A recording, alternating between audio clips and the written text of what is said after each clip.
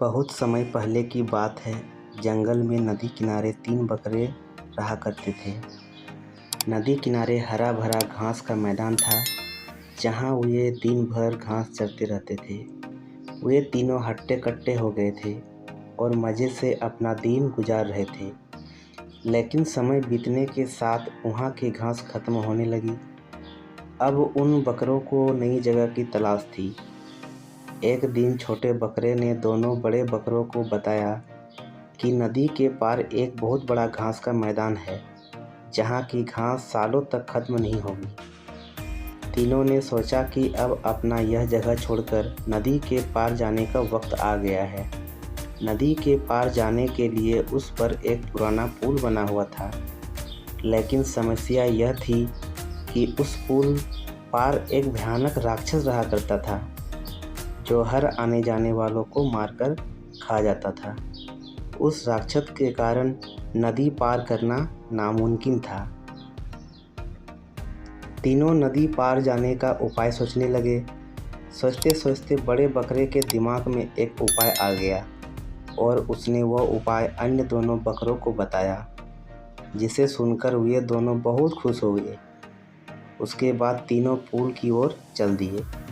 पुल के पास पहुंचकर 2 बड़े बकरे एक पेड़ के पीछे छुप गए। सबसे छोटा बकरा पुल पार करने लगा।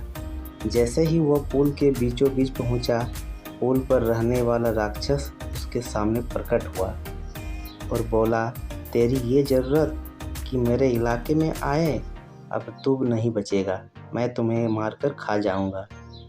छोटा बकरा घबराया नहीं, बल्कि उपाय अनुसार बोला, राक्षस महाराज, आपको मुझे खाकर क्या मिलेगा? मैं तो कितना छोटा हूँ। मेरे पीछे मेरा बड़ा भाई आ रहा है, आप उसे खा लीजिएगा। राक्षस ने मुड़कर देखा कि एक बकरा पुल की तरफ चला आ रहा है, जो उसके सामने खड़े बकरे से काफ़ी बड़ा है। उसने छोटे बकरे को जाने दिया और दूसरे बकरे का इंतज़ार करने लगा। जैसे ही दूसरा बकरा पुल के बीचों बीच पहुँचा, वह उसे पकड़कर बोला, आज तेरी मौत तुझे यहाँ ले आई है, अब मैं तुझे खाकर अपनी भूख मिटाऊंगा। मंझला बकरा बोला, राक्षस महाराज, मुझे छोड़ दीजिए, मेरे पीछे मेरा बड़ा भाई आ रहा है। वह इतना मोटा ताज़ा है कि आपको कई दिनों तक खाने की आवश्यकता ही नहीं पड़ेगी।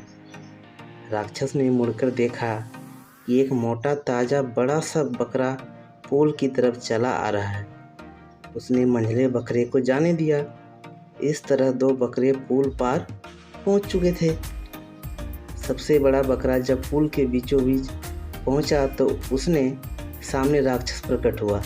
उस बकरे को देखकर खुश होते हुए उसने आहट किया और बोला, अब तू मेरा शिकार है, मुझे मारकर जी भर कर तुझे खाऊंगा और कई दिन आराम से गुजारूंगा। बड़ा बकरा डरा नहीं, बल्कि 3-4 कदम पीछे हटकर तेजी से राक्षस की ओर दौड़ा और अपने सींगों से उसके पेट पर वार किया। अचानक हुए हमले से राक्षस संभल नहीं पाया और पुल के नीचे नदी में जा गिरा और पानी की तेज धार में बह गया। बड़ा बकरा पुल पार करके दोनों बकरों से मिला। उसके बाद वे नदी पार के हरे भरे घास के मैदान में खुशी खुशी रहने लगे।